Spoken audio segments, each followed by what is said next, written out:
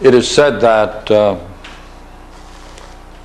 the biggest difficulty in understanding Christianity is the institution of Sunday school.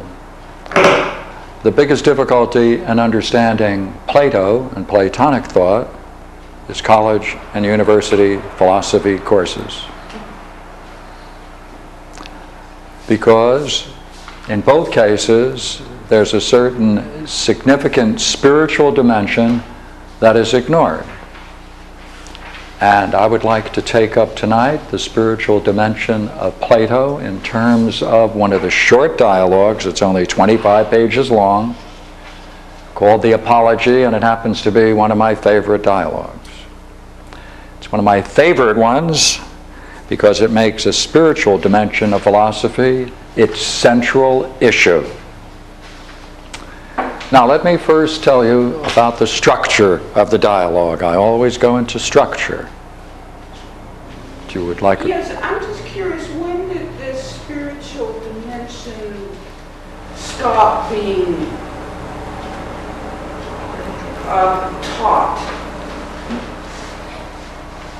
I don't know whether it stopped because it only entered Europe with the Latin translations of Plato in the late 15th, 16th century. Philosophy has only been taught through the universities. So it has always been a secular then? No. Because Europe, we get our philosophy from Europe. Europe has redefined philosophy to suit its own needs. So let me see whether I can express this in the dialogue itself rather than just talking general. As an example, this is the great dialogue, the apology. This is the Socrates' trial. This is his defense. It is often explored as a trial, thinking that that's its significance. Let me point out a few things just in terms of structure. The entire dialogue is approximately, depending upon how you cut the pages, but approximately 25 pages. Socrates sets out his goal in the first 2 pages. The goal is quite simple, he says. The goal is to remove the prejudices. He wants to face the prejudices against him. He therefore addresses the court with only one challenge, and the challenge is, please consider one thing and attend carefully to that, whether my plea is just or not. Well, then what is his plea, and what's the nature of the prejudice? Therefore, he first sets out these 2 points in the first 2 pages. Then he introduces what he calls his first accusers, false accusers, accusing him of things which in their very nature is a prejudice. The whole work is a study of the nature of prejudice. A prejudice is a false accusation. Therefore, he takes his first accusers, which he calls those that have been around the longest, and he explores their accusations against him. Then when that's over, which only takes 5 pages, he then addresses the formal charges that are presented against him. That's the affidavit, the written affidavit.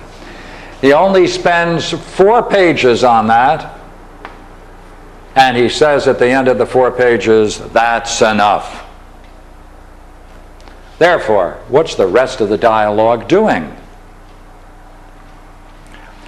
In this section, which is 7 full pages, is an exploration of what he thinks is the nature of this prejudice and why it's against him. Then in Athenian justice, the system of justice, the courts, you vote twice. You vote twice. First, you vote whether or not you think the person is guilty of the charges. That's the first vote. Then, if the person is guilty, judged guilty, then the charge, you see, is clear, and so is the penalty. The penalty is right there in the charges, in the bottom line. Penalty In this case, death. So there is no doubt about the penalty. Why the second vote? It gives an opportunity to the person who's been judged guilty the opportunity to create their own penalty. And therefore, the guilty party has to submit what they consider to be a just penalty. It goes back to the jury. The jury then has to decide between the two of them which one shall be invoked. So therefore, Socrates offers his own penalty. Then the jury has to then decide of the two, and of course they choose the one, death. That's the structure. Clearly, he is not interested at all beyond just dealing with it formally, the charges, for a very interesting reason. The charges literally are true. If you use the work itself as a basis for judging whether or not there is evidence that can be used to support the charges, the answer is yes. If we set out the charges of the second set of accusers, of the formal charges that are offered against him, and if we open up this book and look at it, this dialogue, and look for evidence to see whether we can see evidence that would confirm those charges, the evidence is quite clear, yes. Therefore, there's no question about his guilt, he's guilty. Now, we can vote, we'll vote tonight. You see, you can vote that he's guilty of the charges, and then you can agree that he should get the penalty he offers. And he has a marvelous penalty, which probably so disturbed the jury that they voted for his death rather than even conceive of the possibility of giving it to him in any serious way. So then, let me tell you, what is this prejudice? Because that's what we have to see whether his plea is just or not. What's the prejudice? He breaks it up into, he says, look, the first charge, it's an old charge. That is that I'm a criminal and a busybody, prying into things under the earth and up in the heavens and making the weaker argument appear the stronger and teaching these things to others, these same things to others. He said, look here, you see, we don't see much in this, but in fact, this is being a witch. All right? This is really big. Prying into the things under the earth, chthonic, right? The underworld and up in the heavens. This is a prejudice against a certain class of people. And he's very clear about that, because after he finishes dismissing the first set of charges, which is really a pretended affidavit, he says these are nothing other than the stock charges against all philosophers. What's the prejudice then? The prejudice is against philosophy. Therefore, what is his defense? The whole apology? A defense of philosophy. Therefore, we have to see what he means by philosophy, because it's quite clear that people then have a view of philosophers, and the view they have of philosophers is that they are these kinds of people who do this kind of thing.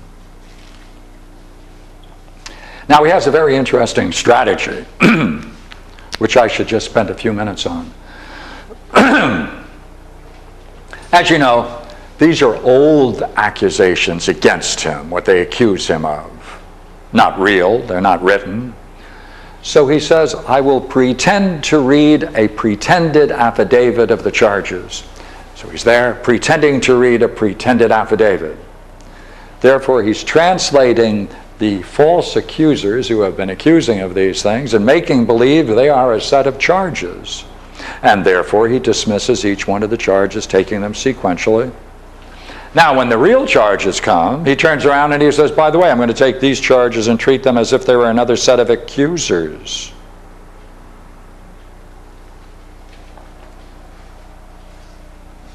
Well, I would like to spend a few minutes showing you he's guilty, and then I would like to deal with the central problem, and that's the spiritual dimension that runs through the entire work that has grand significance to us all.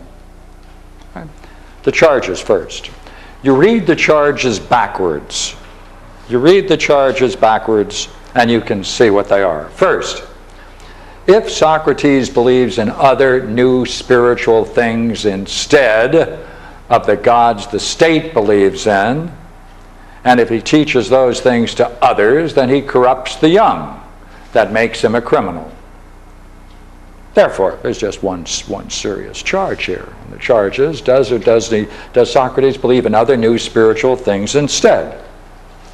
If he does, clearly if they are new, and if the state doesn't believe in them, the charges are true. If in any way he teaches these things or influences others to believe in them, then we can say he corrupts the young. If it's against the state rules to introduce a new spiritual thing instead of belief in the gods the state believes in, if that's the stated law, then he's guilty of breaking that stated law. It's not a question of whether he's just in doing that or not. The question is whether or not he's guilty of the law as stated. Therefore, let's do it again. If we can find that he does believe in other new spiritual things, and these things are not those things that the state believes in, and if he then persuades or in any way influences the young to go along with those beliefs, then he can be charged with corrupting the young, and that makes him a criminal. And if at the bottom of these great charges there's the penalty of death, then we have the whole story of the trial.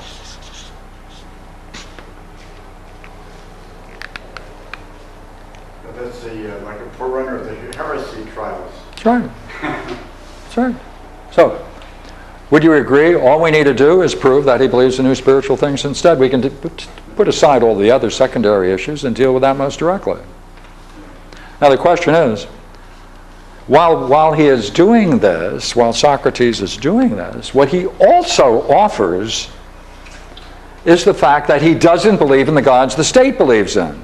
Well, look, while he is defending this view, which is not a defense, he's stating the facts, while he's defending his own view, he's going to show you, number one, all right, that he tries to disprove the oracle of Apollo, the Delphic oracle. He tries to disprove the oracle sacred to Apollo. Not prove it, disprove it.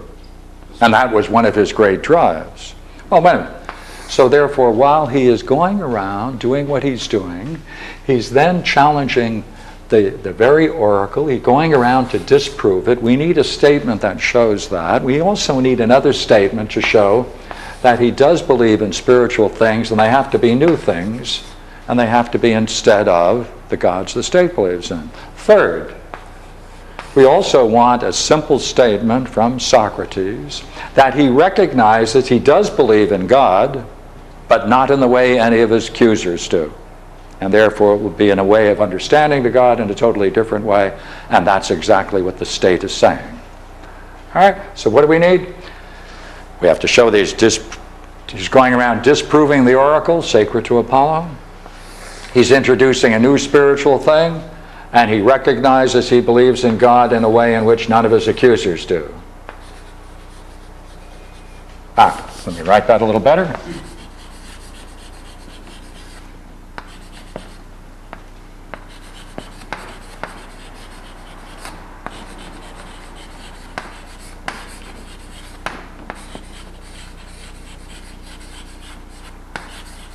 Now, I'll submit a couple of more things.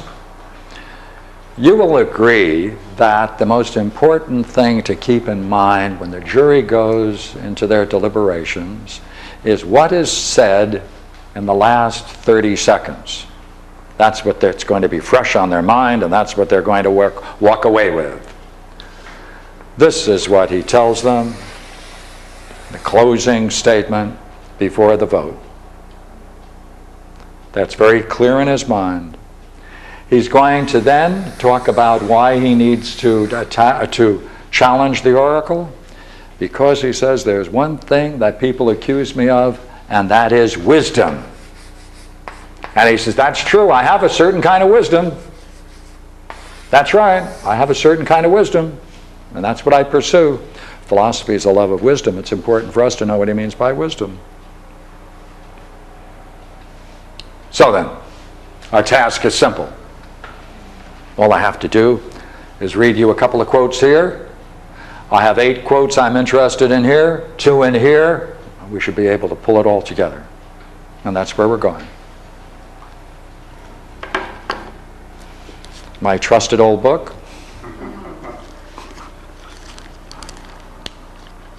I brought another one that I had to recover, but I just freshly explored this. Therefore, let me first take up the first point. Socrates is going to be talking about where he got this reputation for wisdom.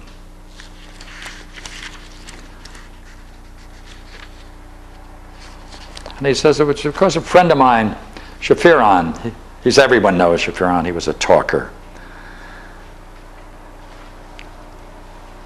Wisdom. I'll tell you the whole truth. The sword of wisdom has gotten me this name, gentlemen, and nothing else. Wisdom! Exclamation point.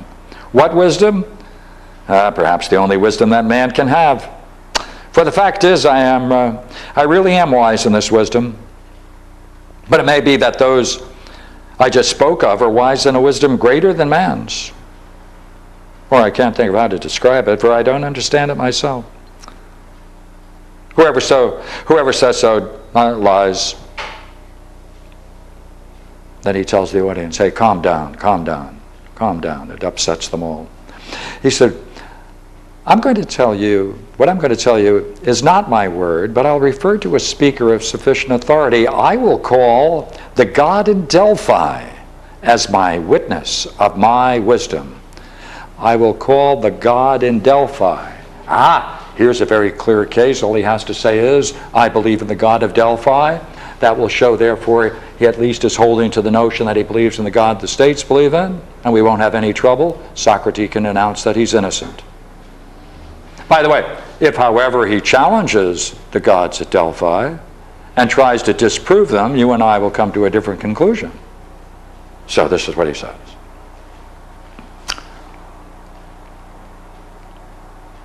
I suppose you know Shaphiron. He's been my friend since I was young, and a friend of your people's party. And he was banished with you lately, and with you restored. And you know, doubtless, what sort of man he was, how impetuous in all he tried to do. Well, once he went to Delphi and dared to ask this question of the oracle.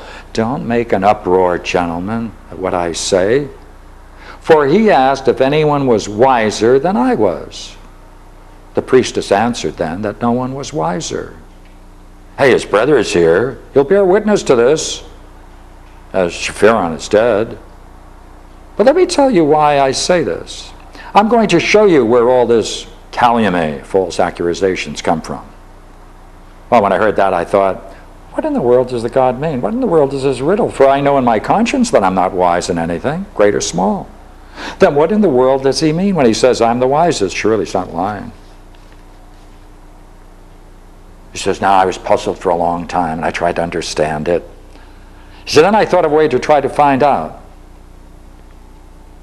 He said, I approached one of those men who had the reputation of being wise, and I thought there, if anywhere, I should test the revelation and prove that the oracle was wrong.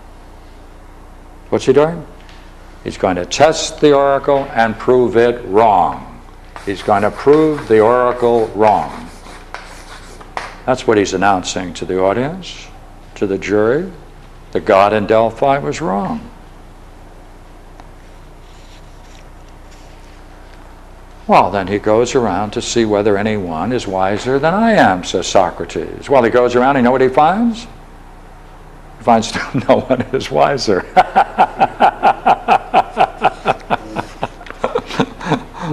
But then he reduces it to a very important issue, a very important statement, because we have to see how he puts it.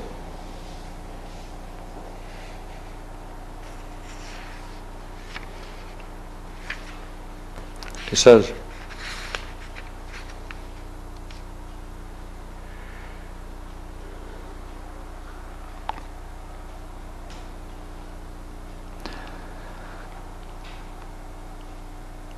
He said, of course, I checked the poets, and I checked the tragedians, and I checked out workmen and craftsmen, and they didn't know what they were doing, he says.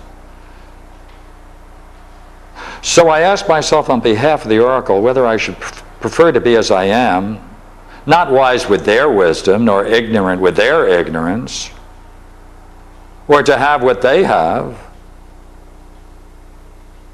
I answered myself in the oracle that it was best for me to be as I am. This is from this, a lot of hostility arose against me, and people were accusing me of many things. Now he reflects on it. He says, for bystanders always believe that I am wise myself in the matters in which I test another. But the truth really is, gentlemen, that the God in fact is wise, and in this oracle, he means that human wisdom is worth little or nothing, and it appears that he does not say this of Socrates, but simply adds my name to make me an example. As if he were to say that this one of you human beings is wisest, who like Socrates knows that he is in truth worth nothing as regards wisdom.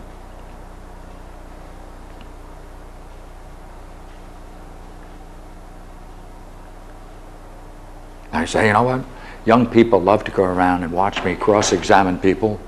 Here it is. He says, young people, those who have the most leisure, follow me of their own accord, delighted to hear people being cross-examined. They often imitate me, and they try themselves to cross-examine others.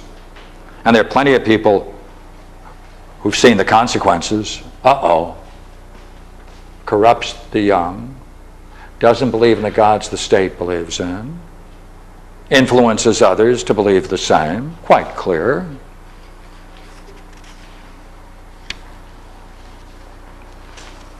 He says, therefore, you know what? He says, the people are upset, and therefore they repeat the stock charges against philosophers, and he says, that's what I am.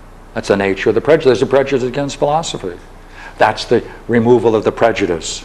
In order to do that, he said, I must first do away with these false accusations. That confuses everything, because they don't understand why I'm doing what I'm doing. Now he says, look here. Everything I'm doing can be reduced to one statement, and it's a magnificent statement. It's one of my favorite statements. He says, what I'm doing, my practice, is to take every care and thought for understanding, for truth, and for the soul, so that it may be perfect. He says, that's my goal. That's what it is to do philosophy. That's what it is. So now we're finishing with the first charge, and he ends with this one statement.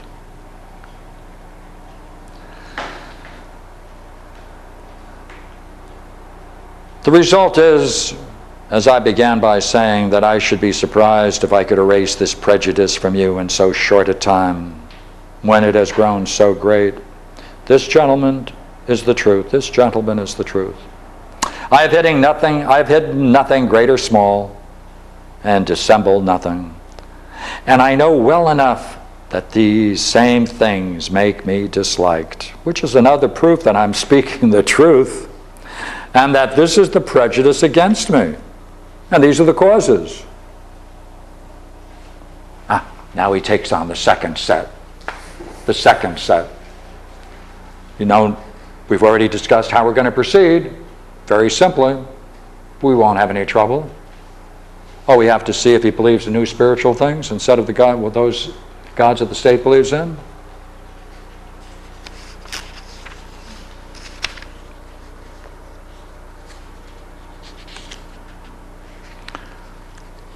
Now, what I'm going to do is respond to those charges by reading material that is here throughout, and then I'm going to put them in order in a few minutes. So right now I'm going to jump a bit. I'm going to get a quote right here, a couple of quotes right here, and see whether you'll come along with me and vote the man guilty. That's my purpose. How are we going to vote? Guilty.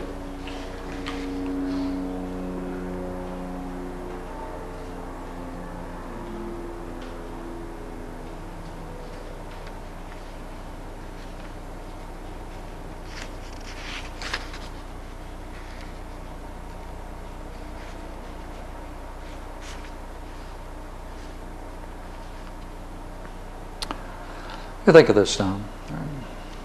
You're in the jury. You've been told by Socrates to please consider one thing and attend carefully to that, whether his plea is just or not. You now have to review the charges. You have to see whether there's evidence supporting the charges. So here's his quote. Perhaps it may seem odd that although I go about and give all this advice privately, I'm quite a busybody. I'm quite a busybody. He's waking them up to the very charges. Yet I dare not appear before you, your public assembly, and advise the state. The reason for this is one which you have often heard me giving in many places, that something divine and spiritual comes to me, which Miletus put into the indictment. He's telling you, isn't he? He's telling you, hey, he put, Miletus, you see, drew up these charges. He put it in the indictment. Here it is.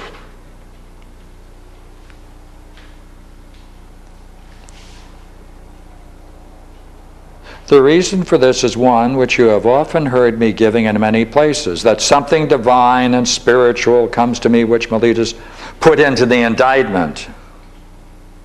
Hey, it's been around since my boyhood. It's a voice which, when it comes, always turns me away from doing something I'm intending to do, but never urges me on.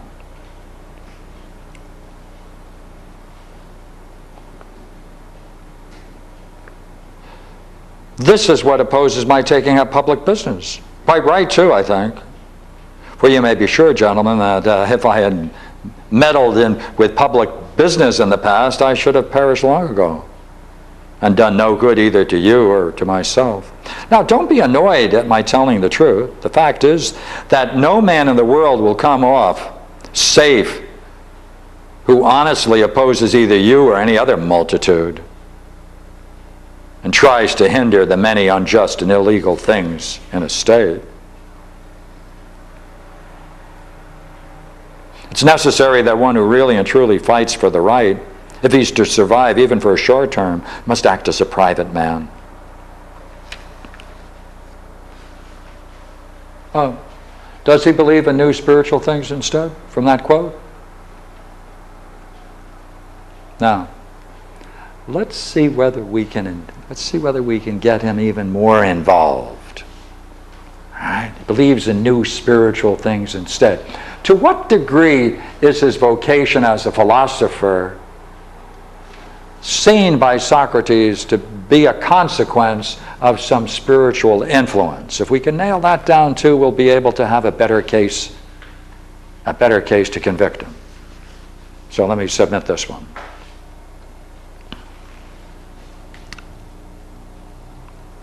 Well, why do some people enjoy spending a great deal of time with me?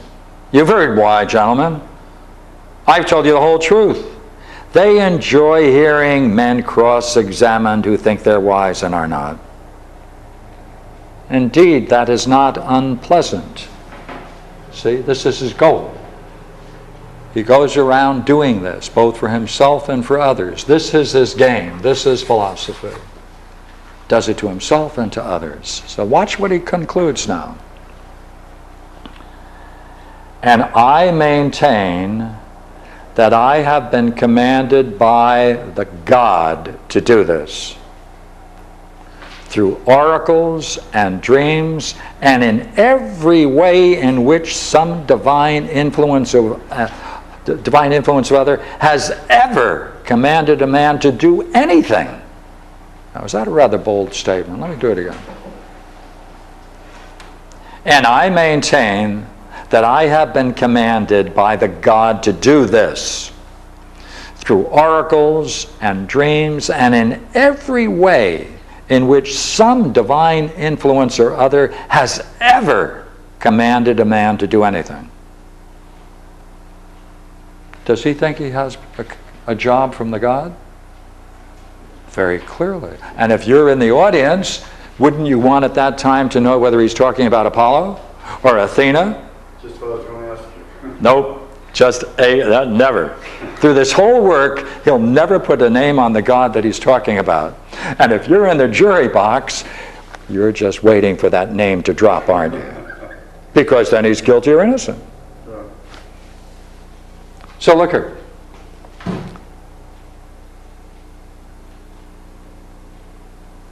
New? Clearly. Spiritual influence? Clearly. Wait a minute. Does he? Willing to say that he believes in a God in a way in which none of his accusers do, just before they go into the jury box and vote? Oh, yes, we have a great quote here.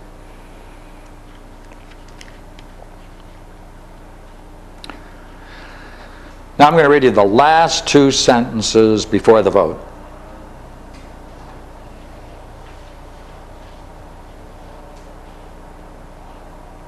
Actually, I'll sneak in a third because he uses the word Zeus as someone might when they stub their toe and say, God darn it, or something like that. Watch.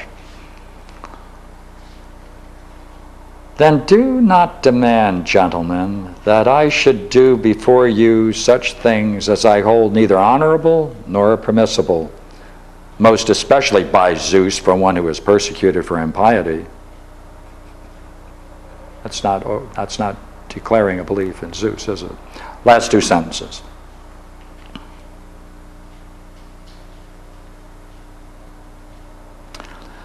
For clearly, if I should persuade you and compel you by entreaties when you are on oath, I should be teaching you not to believe in gods.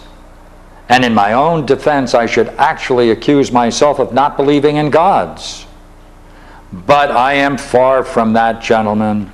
I do believe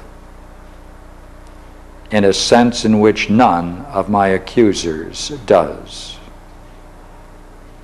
And that's the very charge, isn't it? That he believes in a God in a way in which none of his accusers do, because the accusers are representing the values of the state. That's what they hear as they go to vote. He's got one last phrase, and I'll read that.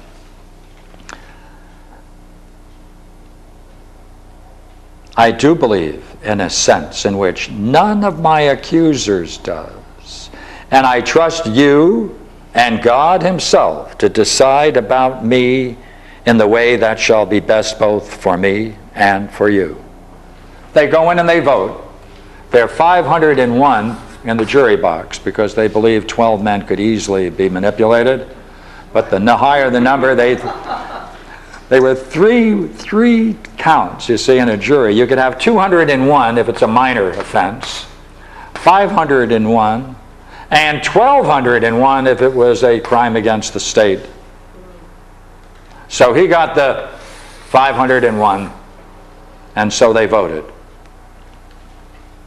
And the count was 281 against 220.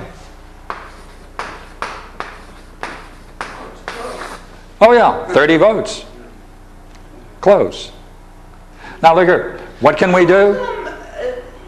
Laying it out this way, how come there were so many who apparently thought that he's not guilty? I think they were listening. And they decided, you see, you can look at this and think that he's not guilty. Some people make the distinction between guilt and innocence. He may be innocent of the charge. He may be innocent, but guilty of the charges.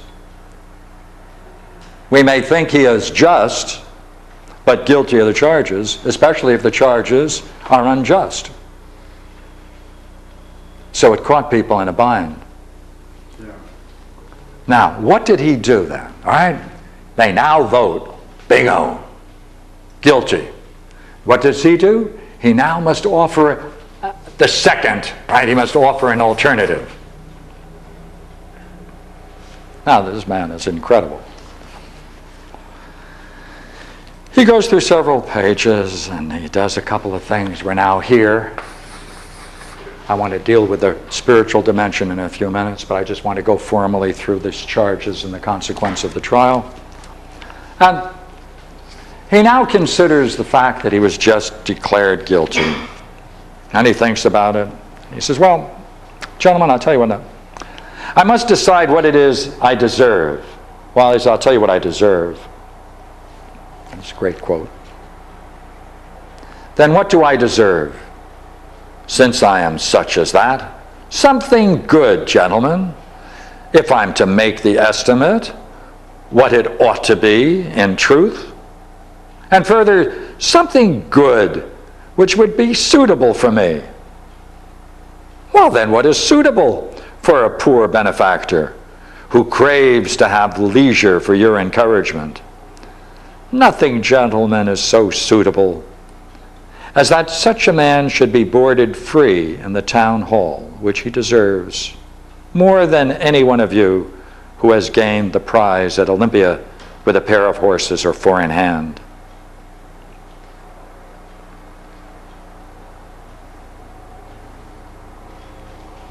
Then if I must estimate the just penalty according to my deserts, this is my estimate. Free board in the town hall. There was no town hall. They called it the Prytaneum in those days.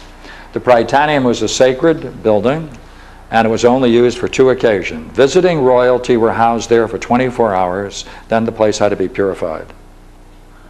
Or, if you won the Olympics with four in hand, four horses, with a chariot, you were given maintenance there for 12 hours, sunrise to sunset. What did he want? Free room and board for the rest of his life at the Prytaneum, which would be that's what he says he deserves. And he says, by the way, if you're going to fine me for court expenses, things like that, he said, I'll tell you what I'll pay. He said, I'll pay about $35. That's what would be the equivalent today. 12 pounds. And now the jury goes back, and what are they going to do with a man like that? It's expensive, kill him. Right, I mean, it's insulting what he asked for. It's expensive. It would be the most expensive room in town. Yeah, so At the, kill him. No. what would be that? What would be equivalent today if someone were to make It would be that? expensive. It's The Blair House? yeah, Like life audacious. imprisonment, that's pretty expensive. Well, what does he want though? When he wants a life pension. He wants a life pension at the best place in town. Would that be the Blair House, or where would that be? Blair House. A suite of rooms where? Someplace. I have no idea, by the way. That's how out of it I am. So therefore, he comes back and he says, oh, okay. I got it. He says, well, you should wait a while. He said, you should wait a while. I'll be dead anyhow. He said, I'm over 70 and you guys don't want to wait. He said, all right, okay.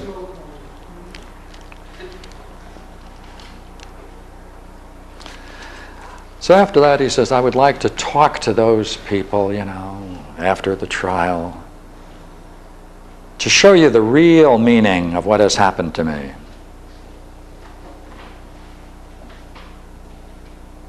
Because he says, you know what? It's a wonderful thing. So he goes back to this signal, goes back to this spiritual thing that he's believed in his whole life, and he says, that spiritual thing never objected to anything I was saying. And he said, often in discussions when I'm about to say something, it'll interrupt what I'm saying and I don't say anything. He said, but not during this trial. He said, I was free to say anything I wanted. He said, so right now, he said, I know right away, he said, since this comes from the gods, that everything is fine.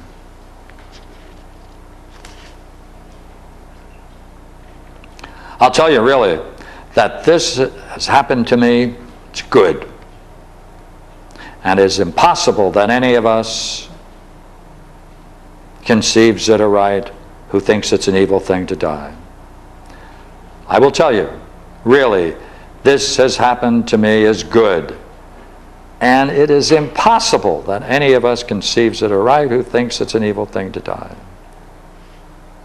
He says, I have great hope to facing death, he says.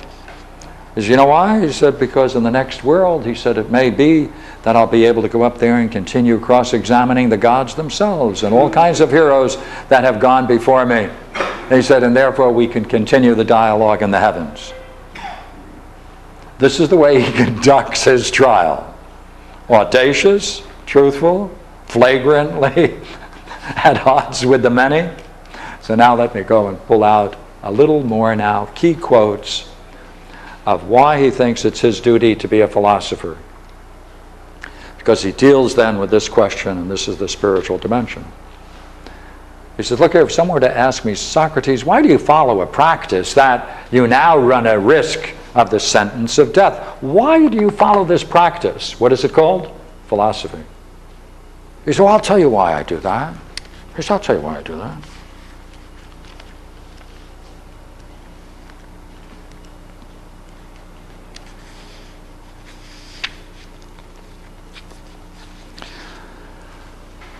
Now he likens it to a commander who posts a soldier at a particular post. He said, and I was at Poetidaia. He said, the commander posted me there. He said, that's where I stood. He said, but you know what? He said, but where God posted me, as I thought and believed, with the duty to be a philosopher, and to test myself and others, there I should fear neither death nor anything else, nor desert my post. Right? He's not going to desert his post. How did he get his post? Where God posted me, as I thought and believed, with a duty to be a philosopher, to test myself and others.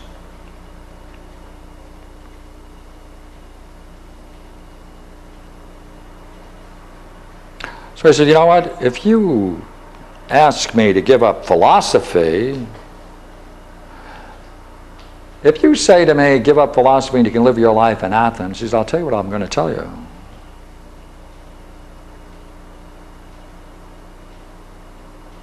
I should answer you, many thanks indeed for your kindness, gentlemen, but I will obey the God rather than you.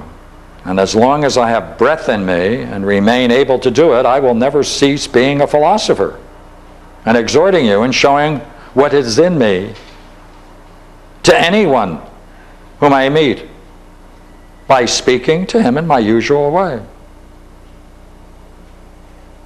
I'll go up to one of them. My excellent friend, you're an Athenian, a citizen of a great city, so famous for wisdom and strength, and take every care to be as well off as possible in money, reputation, and palace. Then are you not ashamed not to take every care and thought for understanding, for truth, and for your soul, so that it may be perfect? He says, that's what I do. I go around. I do that. Why do I do that? Next quote. For this is what God commands me. Make no mistake. And I think there is no greater good for you in the city, in any way, than my service to God. Now, you know what I do? All I do is go about, try to persuade you, both young and old, not to care for your bodies, your money,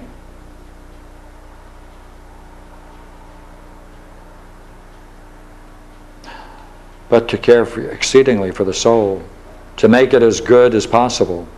I'll tell you that virtue comes not from money, but from virtue comes both money and all other good things for mankind, both in private and public.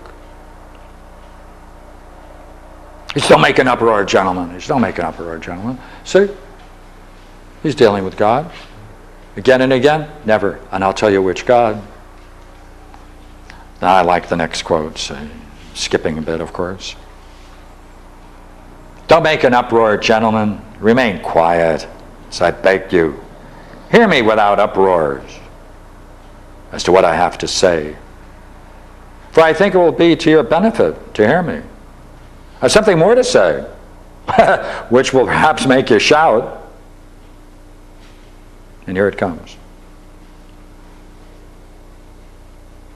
Be sure of this, that if you put me to death, being such as I am, you will not hurt me so much as yourselves. Now, therefore, gentlemen, so far from pleading for my own sake, as one might expect, I plead for your sakes, that you may not offend about God's gift by condemning me. What does he call himself? God's gift. For if you put me to death, you will not easily find such another. I'm really something stuck on the state by the God, though it's rather laughable to say so, for the state is like a big thoroughbred horse, so big that it's a bit slow and heavy, and he wants a gadfly to wake him up. I think that God put me on the state something like that, to wake you up and to persuade you and reproach you, every one of you, as I keep settling on you everywhere all day long. Hey, such another will not easily be found by you, gentlemen. And if you will be persuaded, you'll spare me. Now, look at the way he considers himself. Unless God sends you such another in his care for you, that I'm really given by one by God can easily be seen from this. And he makes a statement about his life.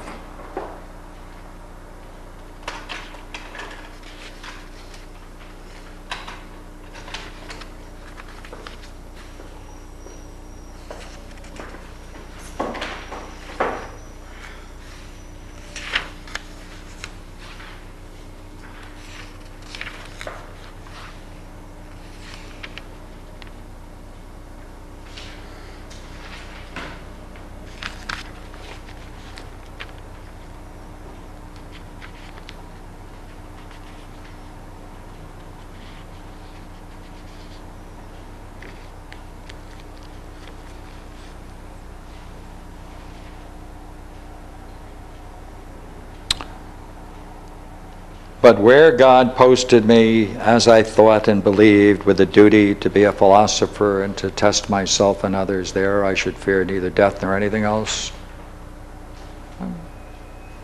Those are the quotes that I wanted to show you from this section that shows how Socrates considers himself to be an agent of God, as he perceives it, playing the role of the philosopher on a very highest level of spirituality for a very interesting and most significant goal, right? To take every care and thought for understanding, for truth, for the soul, so that it may be perfect. The perfection of the soul is the game of philosophy. His game, therefore, is to be a philosopher in this tradition, and he makes a very interesting statement. He says, by the way, what's happening to me, he says, it's nothing new. He said, there's a long line of us, and it's not going to stop with me. He said, there'll be others in the future that will meet the same fate, because there is this ongoing prejudice against philosophy. That's where he concludes. So, let me ask you, vote. Time to vote. By show of hands, please. As you listen to the charges, Socrates is a criminal who corrupts the young and doesn't believe in the gods the state believes in, but in other new spiritual things instead. Would you say he's guilty? Yes. Thank you. Now you have a chance now to vote. The second vote, what should we do with them?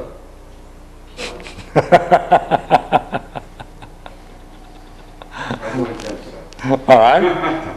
Maintenance in the town hall? Yeah. Keep them in the Britannia. Pardon? Keep them in the Britannia.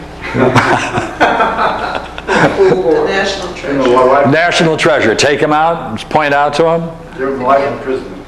Life, all right. Now, let's go back to the beginning of the dialogue. He says you must consider just one thing, and only one thing, and attend carefully to that to see whether my plea is just or not. What is he defending? Philosophy.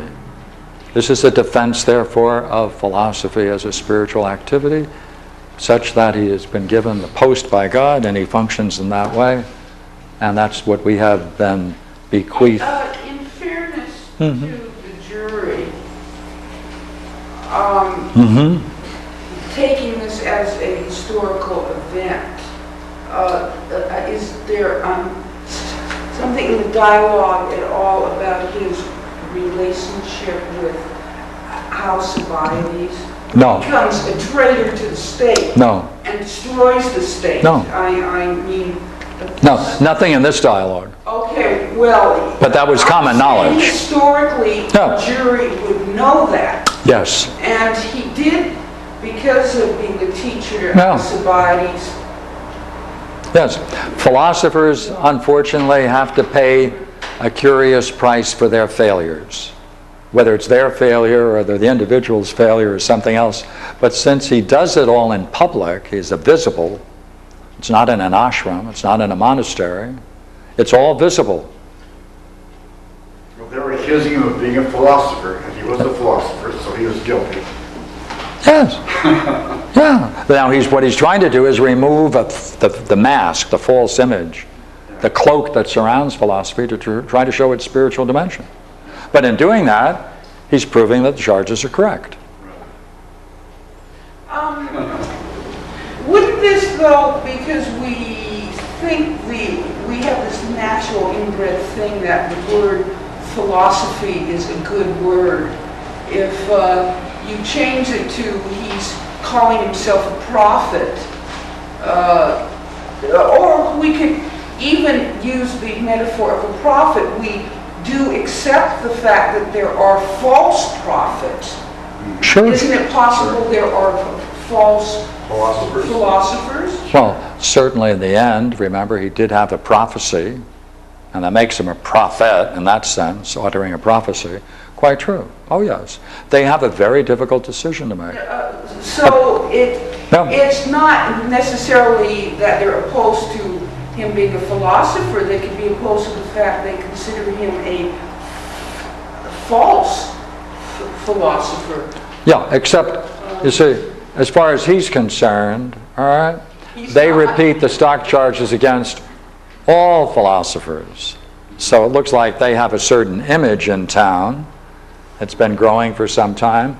And as a matter of fact, of course, the word philosopher in this sense was criminal for many, many hundreds of years, and probably still is in some countries today. It goes on all the time. It's still going Yeah, on. yeah, yeah. There were no acceptable good philosophers for the majority of the Jews? Yeah, they believe what they At the believe. time, are you asking whether or not some philosophers escaped this? Yes. Yes. One of the ironies in this case is that these charges, this charge, which we're calling the second charge, was actually brought up by two men, and one of Socrates' points in the dialogue is, if we could separate the charges of these two people and vote on them separately, I'd never be convicted. Is what we're doing is seeing two coming together, two forces coming together. But you see, he's got a great line here, which I'd like to read to you at the end of this discussion on the charges. And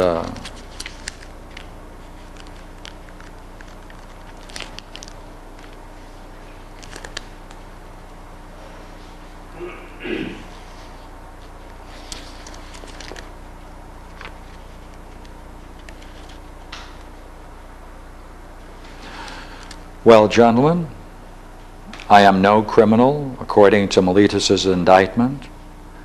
That needs no long defense from me to prove, but this is enough. It's over, right here. This is enough. He's not going to spend any more time on it. You see, what he actually spent is four pages out of 25 dealing with the actual charges. He didn't treat them with any more seriousness than 4 pages was worth. Was Pythagoras considered a philosopher? Yes. Well, apparently he and his group always had to constantly move because... The hostility, that's true. Oh, yeah. Yeah. and- They finally killed him. Yeah, so the story goes. They moved to Sicily or something, didn't they? Pardon me? They moved to another country. Yeah, they moved too. Yeah. but they yeah. were always getting into politics with the communities. I mean, it's not like they were staying to themselves. Well, No, it's... this is not separating yourself into a religious community. This is doing it in public. This is doing it in the agora, in the marketplace. Now, they offered Socrates that option. He could have left, Yeah, but he refused to leave. yeah, in the Credo. they say, look, Socrates, we paid off everybody, you can just walk out. And he says, no, excuse me. There's something far more significant here, and that's the whole issue of the nature of law itself. And he says, rather than that, he said, I'd rather stay and face my fate. Well, when you're in your 70s, it's a little hard to just pack up. No, but that wasn't the No, but are you saying he doesn't believe in the gods of the state, yet he goes along with the law?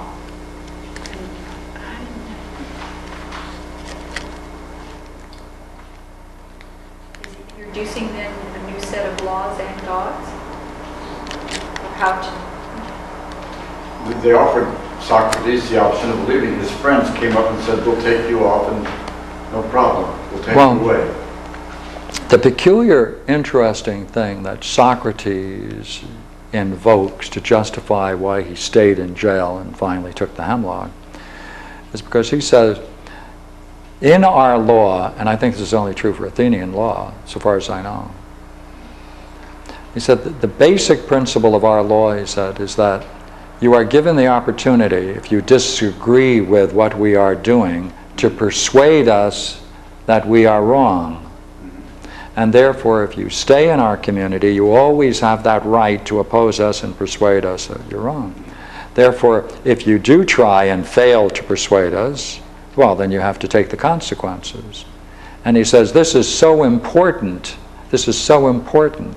because what he is therefore doing in terms of his own values and the value I just mentioned, he turns this into a dialogue with the state.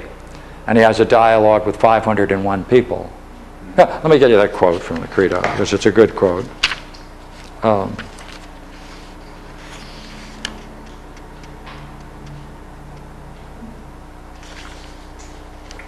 Yeah, here we are. Okay.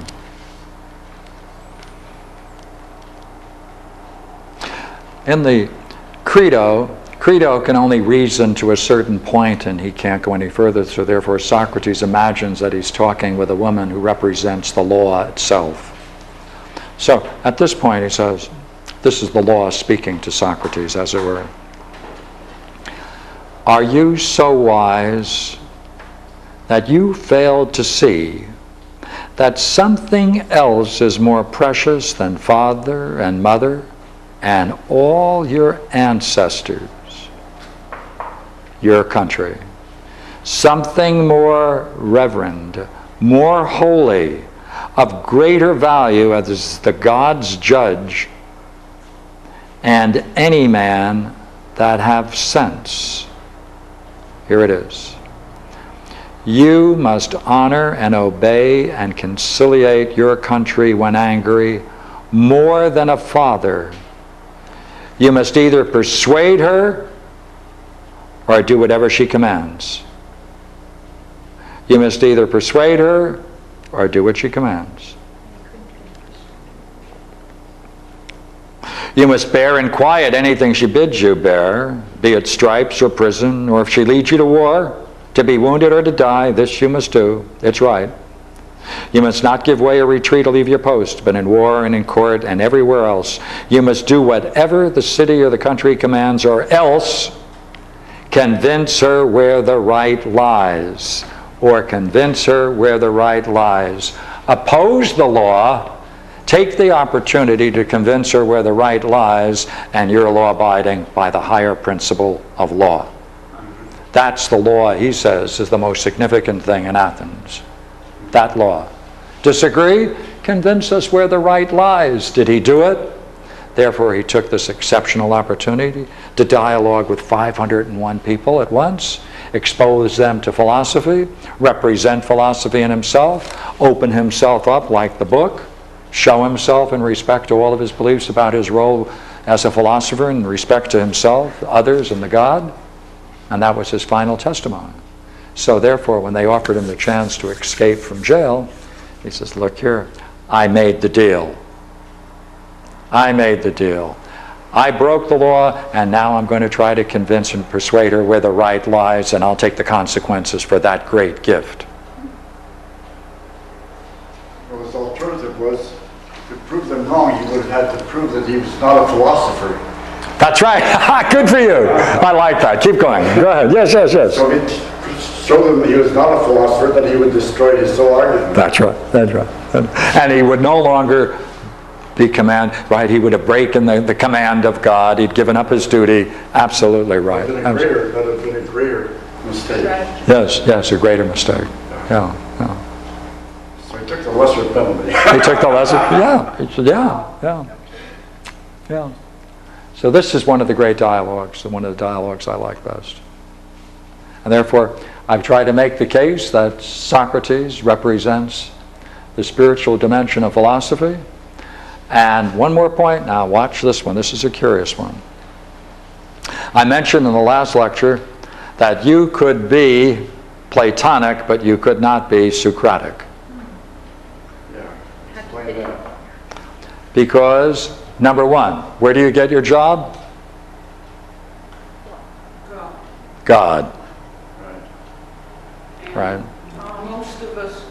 Most of us don't get our jobs from God. I didn't get a special recommendation. That's right. All right. Not only that, the second condition, right? Have a very interesting conscience that works with you from your earliest days. And most remarkable about Socrates is, of course, that he obeyed it. But he had this new spiritual thing instead of a belief in a God that guided him in his whole life negatively.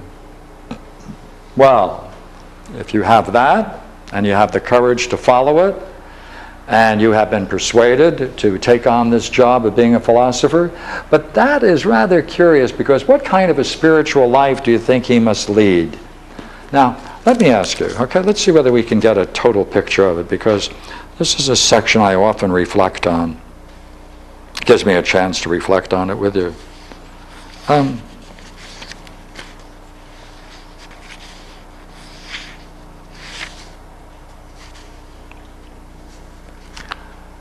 And I have been commanded by the God to do this through oracles, dreams, and in every way in which some divine influence has ever commanded a man to do anything. What are all the ways in which there can be a divine influence on a man? Come on. What are all the ways? What are all the ways in which some divine influence can affect a man? Divination, inspiration. Inspiration, divination, meditation, contemplation, yoga, whatever it is, that whole set of ways in which which a God influences man, as far as Socrates is saying, I've gotten them all. Is that what he's saying? Yeah, that's what he's saying. That's what it includes. That's a very, very interesting and full life. And I maintain that I've been commanded by the God to do this through oracles and dreams, and in every way in which some divine influence or other has ever commanded a man to do anything.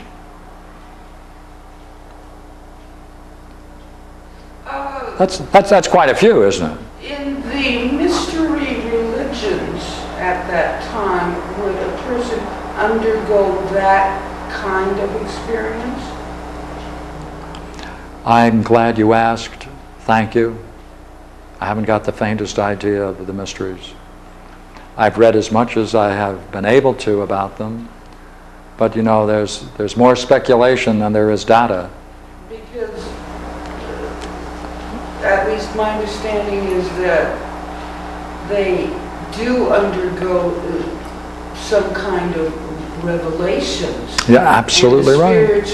Somebody, rightly or wrongly, they feel that they are being spoken to. That's absolutely right. That's one of the amazing things about the Greek mysteries. It seems to have gone on for 1,000 years, and no one has ever left an adequate record of exactly what was going on and described it. Socrates can attack the Delphi Oracle, but it was going on for like 1,000 years, and you sort of have to accept the fact that these people weren't stupid.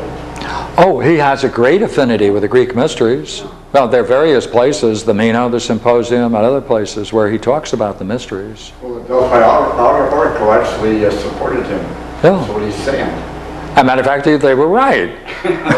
There was no one wiser.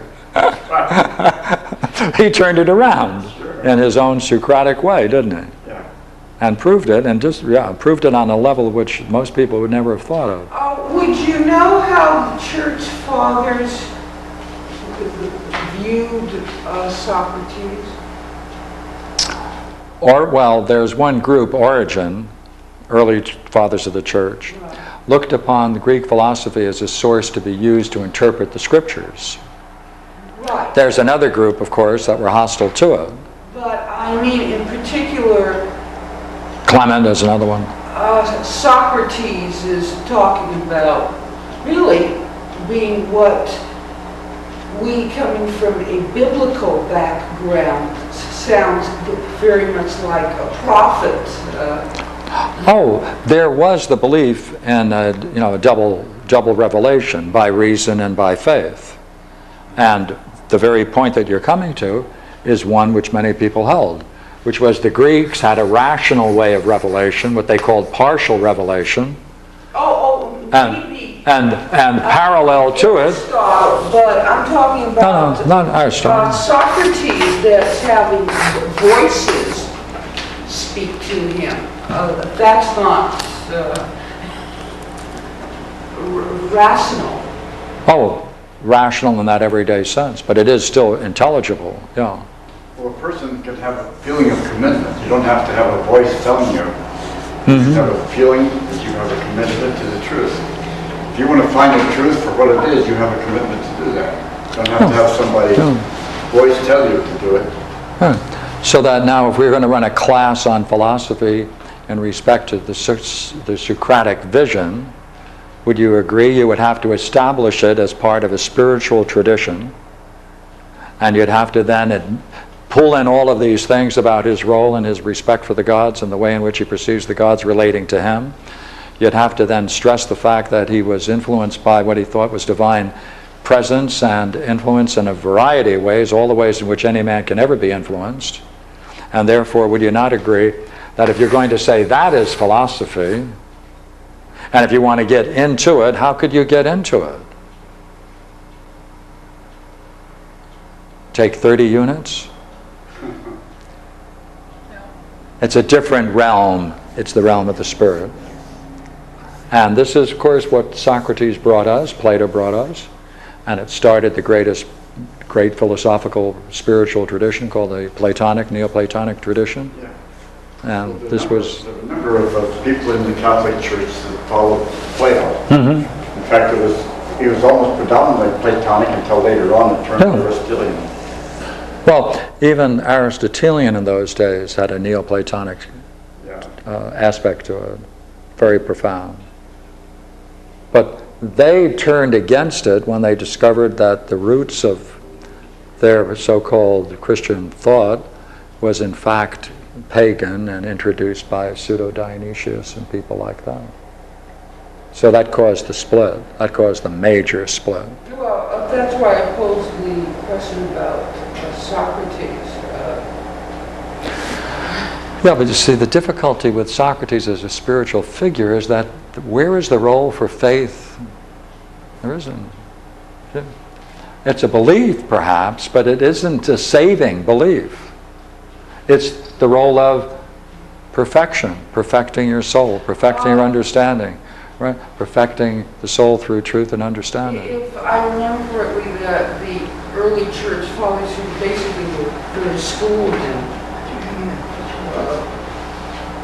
Greek philosophical thought is that reaching that place when to them it seemed like all the philosophers were contradicting each other, and therefore being very impressed with the Bible, that there did seem to be a common theme with the prophets as opposed to the philosophers who seemed to contradict each other.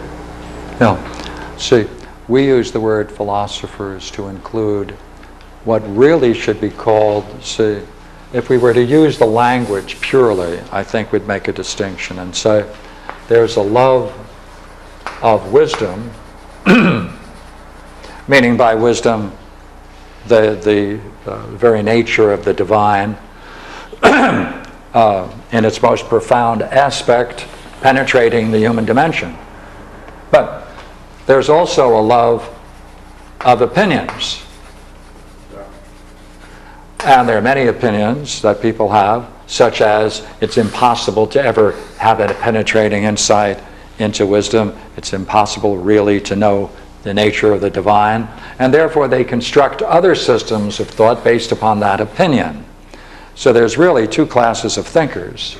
There's philosophers, philosophias, that's wisdom. And there's the philodoxia. Now, most philosophers today are philodoxias. They love collecting, distinguishing, and arguing different opinions. They have nothing to do with the spiritual dimension of philosophy. They don't meditate. They don't go into religious retreats. They don't try to cultivate the spirit. They're not involved in any purification of such a nature that would bring about a reversion, a turnabout of their soul into some more divine element. That's not philosophy. Well, if you go to most, when I was studying philosophy, the philosophers would put down every other philosopher. Same thing in psychology. They put down all the other schools of thought to make themselves look good. They do the same thing in religion. Mm-hmm. You go to a minister, he puts down all the other religions to show that he's the only one that has a true religion. They That's don't right. try to. But you can take this tradition and you can line in that tradition the whole Neoplatonic tradition. You don't find disagreements in this tradition. There may be differences because they're trying to express something in the nature of the intelligible, but they don't argue against one another. Plotinus doesn't, Proclus, Porphyry, Iamblichus, Cyranicus, Nummius. Well, philosophy got a bad reputation because there's so many people just arguing for the sake of argument. Yeah, in one of the great dialogues, the Phaedo, Socrates mentions the fact that philosophy has a good name. That's a good name. He said, therefore, a lot of people want to wear the cloak. Yeah. And they shouldn't pick it up. They should leave it alone. Yeah. But he calls himself, Socrates calls himself in the Phaedo a mystic. That's what he is. He calls himself a mystic. Oh, yeah. Here, let me give you the quote. As a matter of fact, this is a rather... it's rather a fun quote. If I use this, I can make a fun quote. If he was a mystic, then he doesn't need any other anybody to tell him because he perceives it within himself. Yes. He doesn't need any oracles or any incarnate beings or anything like that. Now, you must indulge for a moment while I read this because there's a joke behind this. All right? Fair enough? Here it is. I'm in the Phaedo.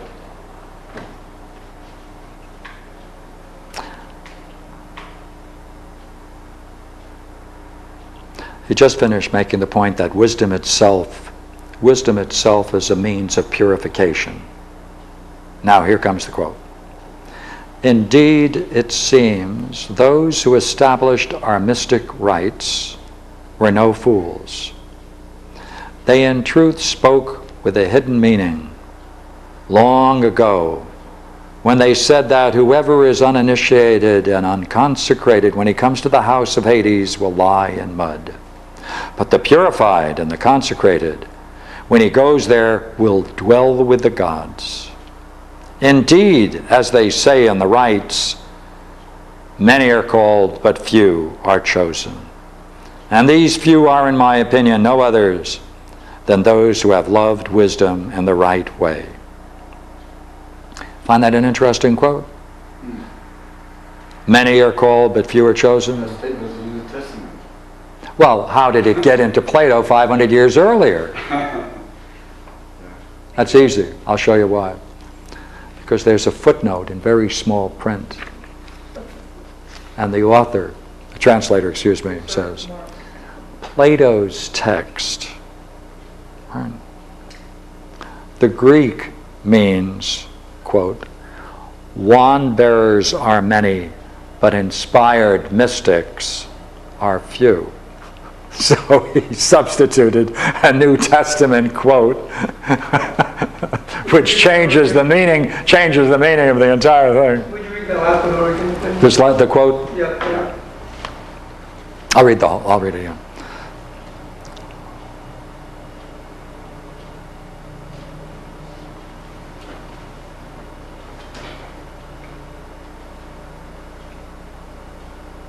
But the purified and consecrated, when he goes there, will dwell with gods. Indeed, as they say in the rites, many are called, but few are chosen.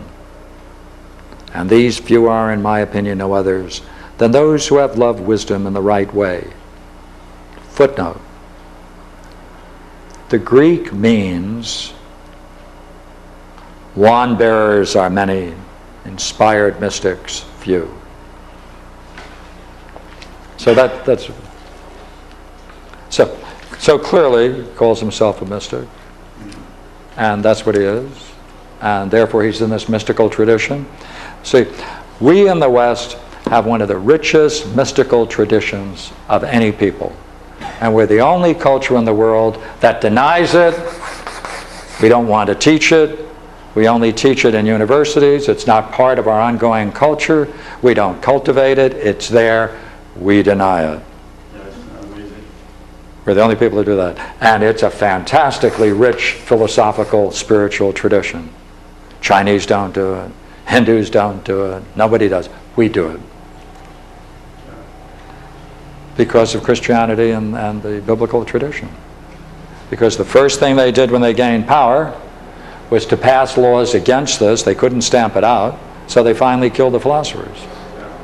Closed the schools down, and that's the nature of the prejudice in the West. If you're a mystic, you're a heretic. Necessarily. Yeah, necessarily. And later, of course, mystics had difficulty in the church anyhow, but Greek philosophy is a spiritual tradition. That's our spiritual tradition. In a sense, it's our religion without a binding, without a belief. And it's vibrant, and it's going to be revived, will be revived. It's inevitable. Thank you. Any more points? Thank you. I love doing it. That's one of my, I love getting into Plato's dialogues and sharing it. And I hope we made the point. Thank you. Hold it. Socrates reminds me of Krishnamurti. There are features about him that are similar, though I've read several books on Krishnamurti, and he doesn't follow points into dialogue. Though there are conversations, he doesn't follow the points the way Socrates follows points. Not the same way. He doesn't have the dialectic. He doesn't have that keen clarity of mind. Was it a Athenian law that if you didn't believe in the gods of the state, that you were a criminal? Yes, that's it. Yes, that's it. That's the law. There it is.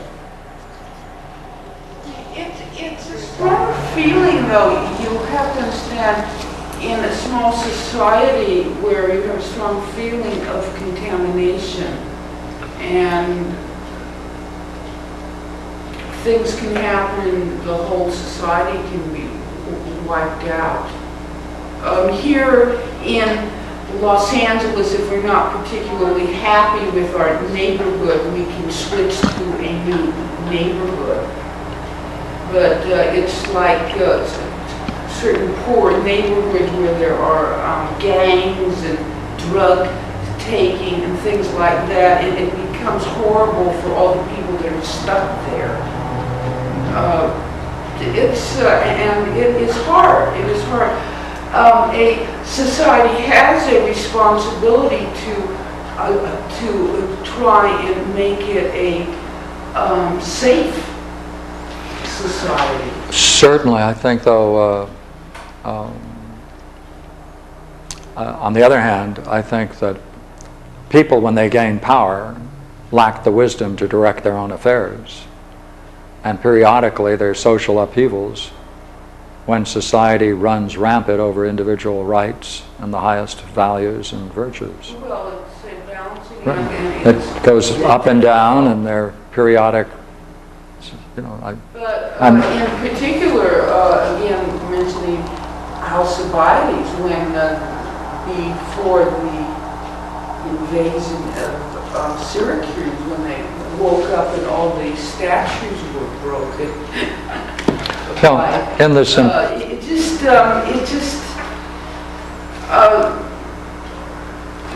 if it's necessary to purge Socrates from the state because of his alliance with Alcibiades, it's equally interesting to know that in the Symposium there is a speech of Alcibiades where he admits that he's attracted to this tradition and he has to, as it were, plug up his ears and run, otherwise he would sit around until he's an old man sitting around listening to Socrates. And he says, but the applause of the many clamored in my ears and was too much for me, and so I turned away from this and followed the many. Yes, but that's written by Plato. Of course. Of course. Alcibiades, that's where we get our information about Alcibiades. What you just talked about is the love and wisdom of one man against a state that wouldn't grow spiritually. In case of the Vietnam War, we had a lot of young people. I guess we have to characterize their attitude or their action as love of opinion, because they were opposing the state which was going in the wrong direction. I think that what would have been interesting, if we could just make that one big change in our law. But there had to be a philosophical component to That's that right. resistance. That's right. Yeah, the big change, that philosophical component, would be that people have the right to try to convince society that they're wrong. We don't give them that right because in our legal system you can't speak for yourself except under certain restricted circumstances, and you need a lawyer. Well, you have to work through some legal system. You can't simply go before a jury and plead your case directly to them. And this is the thing that was the major feature in Greek society. Well, that's a strength and a weakness depending upon how much... You're talking about a citizen of the state, and that was a small state, and a citizen of the state would be equivalent to someone today who is like a member of the Senate. I mean, these were your man on the street. Really. I'm not sure I follow your point. Can you state it in another way? Okay. Now, I can't remember my figures. In Athens, wasn't the population around how much? I don't remember. 40,000. Okay, and how many would have actually been entitled to this? You see, there's a certain interest in history. I don't have it. Yeah, well... I must make that clear. Right. See, historical questions are important questions, but that is not something that I particularly explore. Right. All I'm saying... And in other words, I can't answer that question. If a lawyer today is accused of a crime, and apparently you can be your own lawyer. Oh, yes. But they say you are a fool if you're being your own lawyer. Yeah. But a lawyer can, and a person like Socrates and people of the patrician class could have that kind of skill. No, if you don't, I understand what you're saying, but wouldn't you agree that anybody at the time who had any common sense should have told Socrates to shut up? Because he gave evidence against himself. He gave evidence against himself. He wasn't interested in pleading innocent to the charges. He went in there and gave them evidence to convict him. He wanted to use the opportunity of this to plead for the defense of philosophy, to remove the prejudice against philosophy, willing to use his life for that purpose. Opening up the book to say, yes, I've committed those things. That's right, I'm guilty of those things. By the way, I don't think the law is just, but you're right. Yes, that's right. That's what I've been doing. Isn't the spirit telling him that he has to do this? No, the Spirit only tells him what not to do. Warns him not, it doesn't command. It doesn't tell him what to do, it only warns him against certain actions. So it's a negative, not a positive. Good. It's interesting that in Christianity, Calvin put people to the stake just because they didn't agree with his theology, Yeah. like Zwingli and others. Oh, the crimes in religion are enormous, of course. Oh, yeah. And they many of the people like Ignatius Loyola. Yeah. He would have to go before the Inquisition, Yes. not because of anything he was doing wrong, but because he didn't have the credentials, they said. Yeah. Yeah, well, there are many books written on the crimes of the church all the way back. Yeah. McCabe did one called The Testament of Christian Civilization. Gibbon did one, about the role of Christianity in the decline and fall of the Roman Empire. There are many. Yeah. And my particular interest is not history. I'd rather explore philosophy in the Platonic tradition than I would the crimes of the popes, which I'm sure, would take me far distant from where I want to explore. How do you consider Scientology?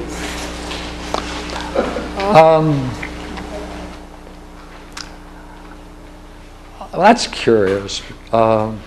See, Scientology had a very interesting beginning. I was there at the time. I remember the first science fiction articles when they came out. That's where Dianetics came out first in science fiction. I went to Washington, outside Chevy Chase, Washington, D.C., and met Ron Hubbard and engaged him in a variety of things there. Some of my friends joined that group. I didn't, because I didn't think he was going in a kind of spiritual direction that I thought was significant. Essentially, I didn't see that he had a spiritual dimension that I could identify. His idea of time, engrammic theory, I think they call it today. No. But it's how did he... well, hold it. No, let me just mention. What I mean by giving this personal statement is that was enough for me not to go any further with it. And therefore, I'm really not a spokesman for Dianetics. Some of my friends are. They've been involved in it for many years. But I'm not involved in it. I think it's superficial in terms of the spirit. I was just curious, did he come up with it through a voice speaking to him, or did he come up through... Are you talking about Dianetics? Ron Hubbard or Socrates? Philosophy? Pardon me. Ron Ron, Hubbard. well, I would say he should have gotten more into philosophy. I don't think he did get into it in the kind of philosophy I'm interested in. Well, So, pardon me. Let me repeat, okay? I really don't know enough about it. I pulled out when I saw what he was doing and who he was working with and how he was working. I was involved in it only for a couple of weeks early. Had talks with the man. And I turned off. And I had no interest in it since. These questions you have are worthwhile. It would take someone who has that kind of knowledge. I don't have it. Well, as I understand, L. Ron Hubbard developed a technique of therapy to help people. Yes, A lot of particularly. people were helped. Yeah, And after a while, the therapy kind of Yeah. went out of hand, kind of. But originally, it was good. A lot of people were genuinely Yeah. helped on it. And I've been helped by doing some of the Sure. practices. Yeah. It's very practical. yeah, But then he went on into other things. yeah. As a practical therapy, I would say fine. Yeah. But in terms of the life of the spirit, it's superficial. Thank you.